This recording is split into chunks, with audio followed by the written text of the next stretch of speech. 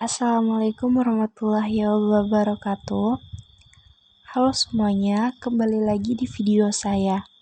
Di video kali ini, saya akan membahas sedikit rangkuman tentang teks negosiasi. Sebelum masuk ke teks negosiasi, kita baca dulu pengertian dari negosiasi.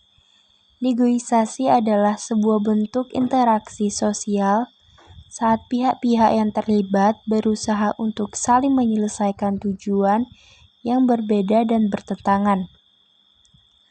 Menurut kamus Oxford, negosiasi adalah suatu cara untuk mencapai suatu kesepakatan melalui diskusi formal.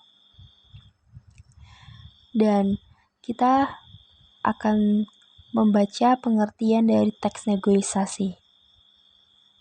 Pengertian dari teks negosiasi adalah teks yang bertujuan untuk mencapai kesepakatan di antara pihak-pihak yang mempunyai kepentingan yang berbeda.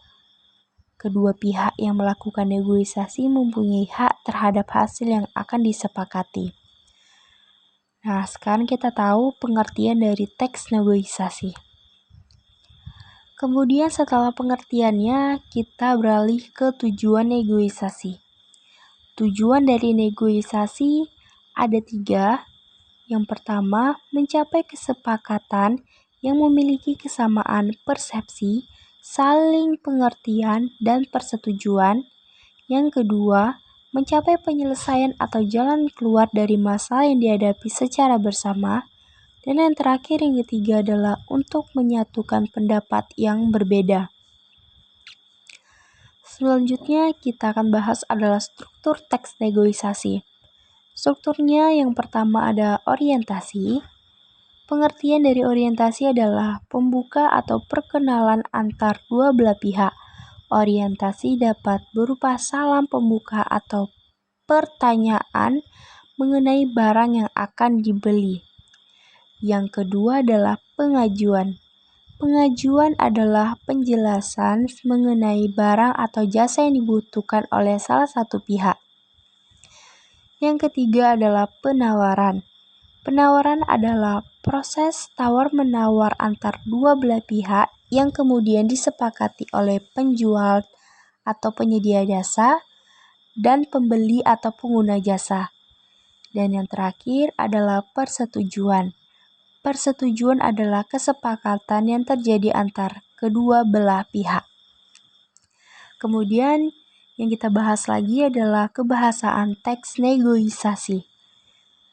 Kebahasaan teks negosiasi ada 9. Yang pertama, bahasa yang digunakan sifatnya persuasif, artinya penuh bujukan, ajakan, atau menarik perhatian.